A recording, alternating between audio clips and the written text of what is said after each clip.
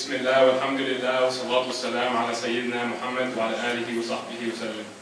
In the name of God, most gracious, most merciful, may the peace and blessings of God be upon you. I greet you all with the Islamic greeting of peace. Assalamu alaikum wa rahmatullahi wa barakatuh. I hope everyone is doing well, and I thank you all for coming out. Before we begin, we'll begin with the recitation of the Holy Quran by Brother Aslam.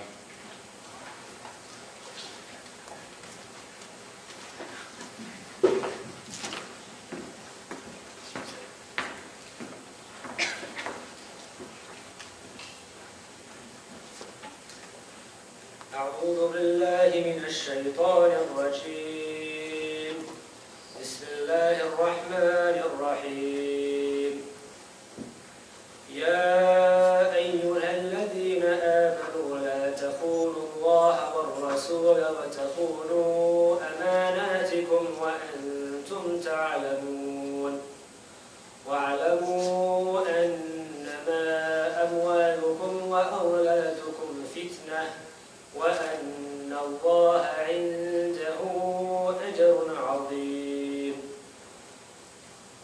يا أيها الذين آمنوا إن تتقوا الله يجعل لكم فرقانا ويكفر عنكم سيئاتكم ويغفر لكم والله ذو الفضل العظيم. وإذ يمكر بك الذين كفروا ليثبتوك أو يقتلوك أو يخرجوك ويمكرون ويمكر الله والله خير الماكرين. The translation of which is, in the name of Allah, the most merciful, the most kind. O you who believe, betray not God and His Messenger, nor betray knowingly your trust that God has ordained for you.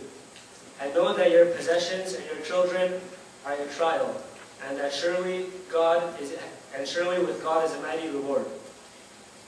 O you who believe, if you obey and fear God, He will grant you a criteria to judge between right and wrong, and He will expiate for you your sins and forgive you. And God is the owner of the great bounty. And remember, when the disbelievers plotted against you, O Muhammad, to imprison you, or to kill you, or to get you out of your land, they were plotting, and God too was planning. And surely God is the best of planners. And surely Allah speaks the truth. Thank you.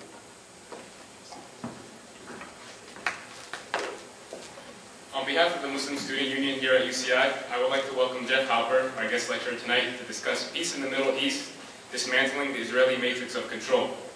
If you don't know, Dr.Halper is an Israeli-American anthropologist, author, lecturer, political activist, and co-founder and coordinator of the Israeli Committee Against House Demolitions. In 1997, he co-founded the Israeli Committee Against House Demolitions to challenge and resist the Israeli policy of demolishing Palestinian homes and to organize Israelis, Palestinians, and international volunteers to jointly rebuild demolished Palestinian homes. He has created a new mode of Israeli peace activity based on nonviolent direct action and civil disobedience to the Israeli occupation authorities. Dr. Halper was nominated by the American Friends Service Committee for the 2006 Nobel Peace Prize for his work to, quote, liberate both the Palestinian and the Israeli people from the yoke of structural violence, and to build equality between their people by recognizing and celebrating their common humanity. As many of you are well aware, the situation in Gaza has been horrific. After 22 days of Israeli assault and siege, Gaza lays in ruins. The city of Gaza lays in ruins. More than 1,300 people have been killed and over 5,500 civilians have been injured. Despite this fact, Israel continues to restrict humanitarian aid and reconstruction efforts. And in recent days, the situation has actually become volatile once again. Dr. Halper is here to further discussion on the issue and shed light on the situation. So without further ado, I present to you Dr. Halper.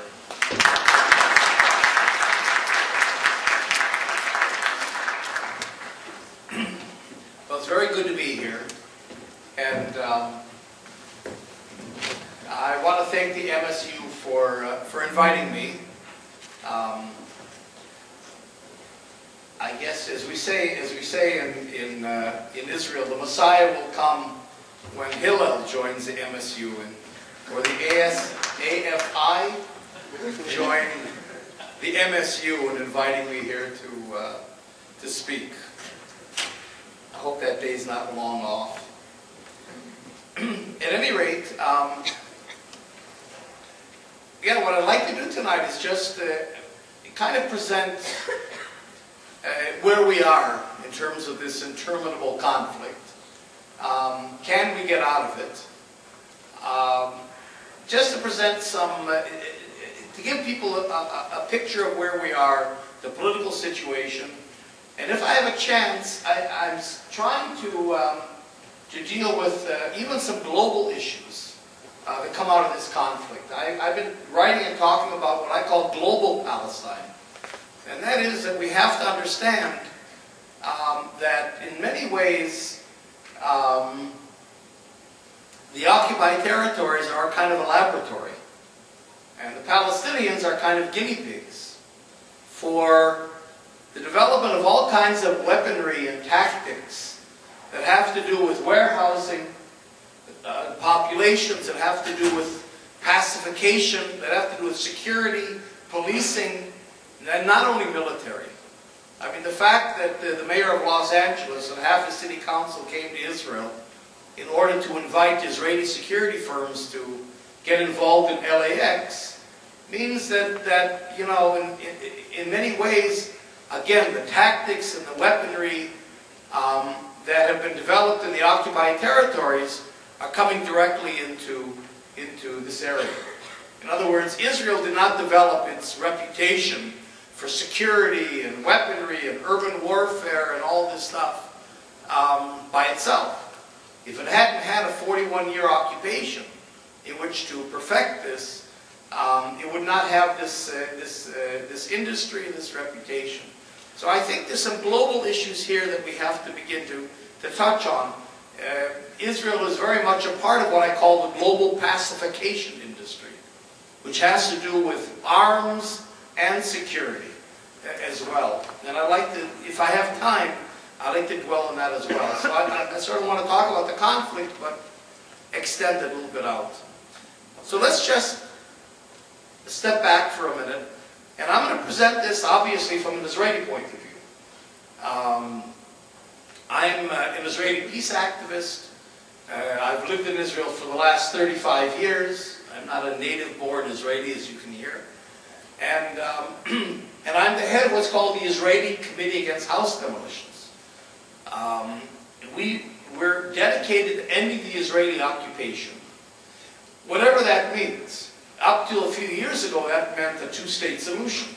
Today, you know, ending the occupation might mean actually a one-state solution, because many of us have the feeling that Israel itself has eliminated the two-state solution. We'll talk about that a little bit.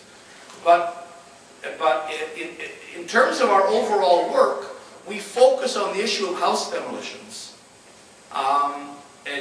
to give people a handle on the occupation and how it works and what Israel's intentions are. Over the last 41 years, since the occupation began in 1967, Israel's demolished more than 25,000 Palestinian homes, only in the occupied territories. Many thousands of more demolitions, of course, have gone on inside Israel over the last 60 years. We don't know yet the count from Gaza.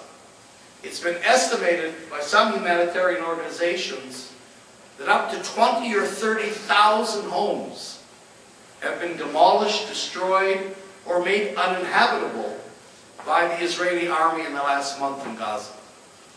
Especially because, again, Israel has developed forms of urban warfare that, in a sense, look at houses of civilians as a part of the battlefield.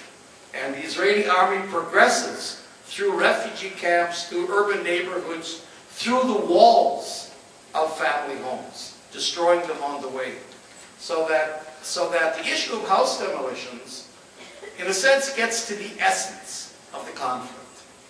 You know, if Israel, for the last 60 years, has systematically destroyed Palestinian villages, towns,